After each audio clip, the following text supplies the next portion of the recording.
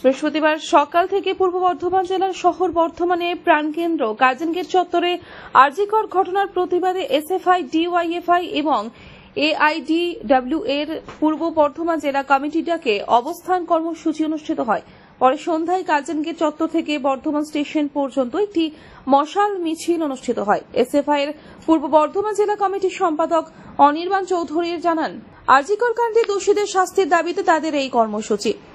ছাত্র ফেডারেশন, গণতান্ত্রিক যুব ফেডারেশন এবং সারা ভারত মহিলা সমিতির পক্ষ থেকে মূলত গোটা রাজ্য জুড়ে গত 9 আগস্ট যে ঘটনা ঘটেছে আরজিকর, সেই ঘটনার প্রতিবাদে আমাদের অবস্থান চলছে। আজকে পূর্ব বর্ধমান জেলাতে আমরা গার্জন গেটের সামনে অবস্থান করছি।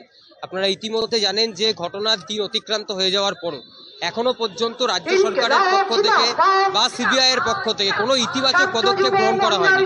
তার মধ্যে আমরা দেখতে পেলাম নতুনভাবে এই সময়ের মধ্যে এই ঘটনাটাকে বিভিন্নভাবে লুকিয়ে দেওয়ার জন্য, কার্যত বিভিন্ন রকম যে প্রমাণ ছিল প্রমাণকে লুট করার জন্য আক্রমণ করা হলো। আমরা দেখতে পেলাম যে আরজিকরকে ভাঙা হলো, আরজিকরের বিভিন্ন জায়গায় দেখলাম দুষ্কৃতীদের ঢুকে তছরূপ করা হলো।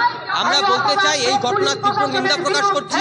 তাই তীব্র নিন্দা প্রকাশ করে আমাদের যেমন অবস্থান চলবে সেরকম একইভাবে আমরা আইনি পদক্ষেপ গ্রহণ করবো এবং সেই আইনি পদক্ষেপ গ্রহণ করেও আগামী দিন আমাদের লড়াই চলবে।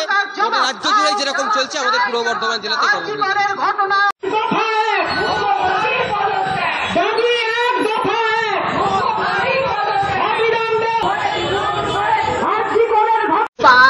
প্রথম কথা হচ্ছে যে 9 তারিখ গত 9ই আগস্ট আরজিকরে একটা ঘটনা ঘটেছে, আমরা সবাই জানি। এবং তারপর থেকে প্রথম অবস্থায় রাজ্যের পুলিশ এটাকে আত্মহত্যা বলে চালানোর চেষ্টা করেছিল।